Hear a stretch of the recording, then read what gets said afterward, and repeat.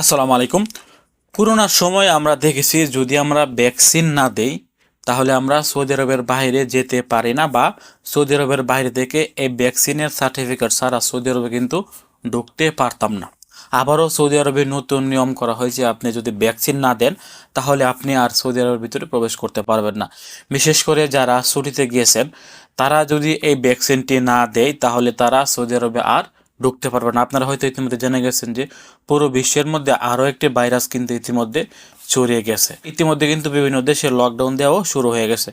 তো তারই ধারাবাহিকতা বজায় রেখে সৌদি সরকার কয়েকটি দেশের উপরে কিন্তু তারা এই ভ্যাকসিনের নিয়ম নীতি জারি করে দিয়েছেন। আপনারা স্ক্রিনে তাদের নিউজটি দেখতে পাচ্ছেন যে সৌদি গাগা একটি বিজ্ঞপ্তি দিয়ে কিন্তু জানিয়ে দেওয়া হয়েছে যে যদি কোনো প্রবাসীরা সৌদি আরবের বাইরে থাকে তাহলে তারা এই ভ্যাকসিনটি এখন থেকে দিতে হবে। ভ্যাকসিনটির নাম হচ্ছে পোলিও ভ্যাকসিন। এই পোলিও ভ্যাকসিন যদি কেউ না দেয় তাহলে তারা সৌদি আরবের ভিতরে প্রবেশ করতে পারবে না। হয় সে জিয়ারা বিষয়ে আসুক, হয় সে উমরা বিষয়ে আসুক, হয় সে ছুটি কাটিয়ে সৌদি আরবে ফেরত আসুক, সবাইকে এই ভ্যাকসিনটি দিতে হবে, পোলিও ভ্যাকসিন। এবং এখানে বলা আছে এই ভ্যাকসিনটি দিতে হলে অবশ্যই 1 মাস আগেই দিতে হবে।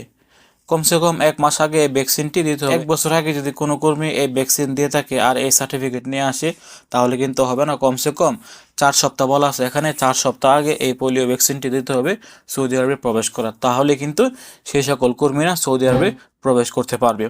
এই নিয়মটি শুধুমাত্র পাকিস্তান, আফগানিস্তান সহকারে আরও বেশ কয়েকটি দেশের জন্য কিন্তু সৌদি সরকার চালু করেছেন। তবে এখনও পর্যন্ত বাংলাদেশ, ইন্ডিয়া তাদের জন্য কিন্তু এই নিয়মটি সৌদি সরকার চালু করেনি। তবে আজকে আমি বাংলাদেশের একটি নিউজে দেখলাম যে বাংলাদেশে ইতিমধ্যে নতুন যে ভাইরাসটি আছে ওই ভাইরাসটি কয়েকজনের শরীরে সংক্রমণ দেখা দিয়েছে।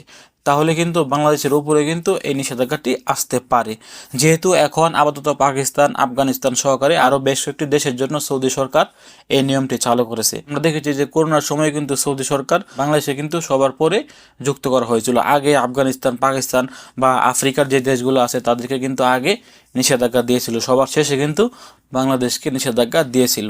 এবার হয়তো এরকমই হতে যাচ্ছে, যেহেতু এটি একটি ভাইরাস, এটি কিন্তু সকল দেশেই ছড়িয়ে পড়বে। ইতিমধ্যে বাংলাদেশে ছড়িয়ে পড়েছে। তবে এই নিয়মটি যদি বাংলাদেশিদের জন্য চালু করে তাহলে কিন্তু অনেক বড় সমস্যার মধ্যে পড়ে যাবে। যে সকল প্রবাসীরা দেশে ছুটিতে গিয়েছেন তারা কিন্তু আর সৌদি আরবে প্রবেশ করতে পারবে না যদি সৌদি সরকার এই নিয়মটি চালু করে থাকে বাংলাদেশের জন্য। আবারও বলছি, এখনো পর্যন্ত কিন্তু এই নিয়মটি বাংলাদেশের জন্য চালু করেনি, শুধুমাত্র আফগানিস্তান, পাকিস্তান সহকারে আরও বেশ কয়েকটি দেশের জন্য এই নিয়মটি চালু করা হয়েছে। যেহেতু বাংলাদেশে এই ভাইরাসটি ইতিমধ্যে পাওয়া গেছে, তো বাংলাদেশি প্রবাসীদের জন্য কিন্তু এটি অনেক চিন্তার একটি বিষয়। কি করে সৌদি সরকার, এটাই এখন দেখার বিষয়। আপনি দূরপ্রবাসী একদমই নতুন হয়ে থাকলে অবশ্যই আমাদের চ্যানেলটি সাবস্ক্রাইব করে রাখবেন।